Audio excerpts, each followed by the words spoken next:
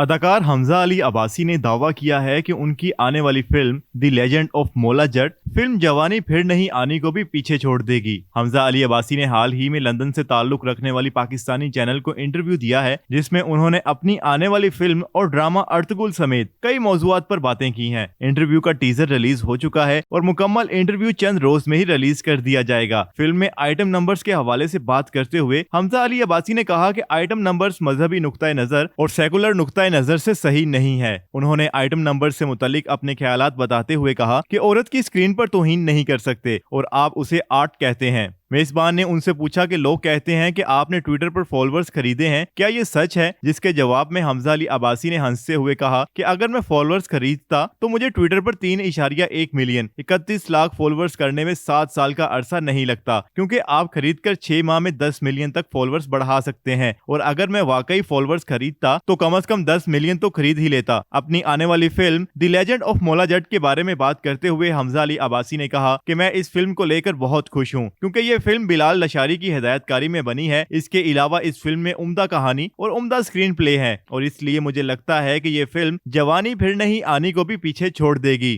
یاد رہے کہ 2015 میں ریلیز ہونے والی ہمایوں سعید اور حمزہ علی عباسی کی فلم جوانی پھر نہیں آنی اس وقت کی کامیاب ترین فلم تھی، جس نے بزنس کے تمام ریکارڈ توڑ دیے تھے۔ اس فلم نے دنیا بھر میں 50 کروڑ سے زائد کا بزنس کیا تھا۔ انٹرویو کے دوران حمزہ علی عباسی نے ترک ڈرامے ارطغرل غازی کے حوالے سے اپنے خیالات کا اظہار کرتے ہوئے کہا، اس بات سے خوش ہوں کہ کچھ ایسا بھی آیا جس نے بغیر آئٹم نمبرز کے زبردست کامیابی حاصل کی۔ واضح رہے کہ حمزہ علی عباسی، فواد خان، ماہرہ خان اور حمائمہ ملک کی فلم دی لیجنڈ آف مولا جٹ کی ریلیز تنازعات کے باعث مسلسل تاخیر کا شکار رہی۔ پروڈیوسرز اس فلم کو رواں سال عید الفطر پر ریلیز کرنے کا ارادہ رکھتے تھے، لیکن کورونا کے باعث اس کی ریلیز ایک بار پھر ملتوی کر دی گئی۔ ناظرین، حمزہ علی عباسی کے اس انٹرویو کے حوالے سے آپ کیا رائے رکھتے ہیں؟ ہمیں بتائیں کمنٹ سیکشن میں، اور اگر آپ نے ابھی تک ہمارا چینل سبسکرائب نہیں کیا تو ابھی سبسکرائب کریں اور بیل آئیکن پر لازمی کلک کریں تاکہ آنے والی تمام ویڈیوز آپ کو بر وقت موصول ہو سکیں۔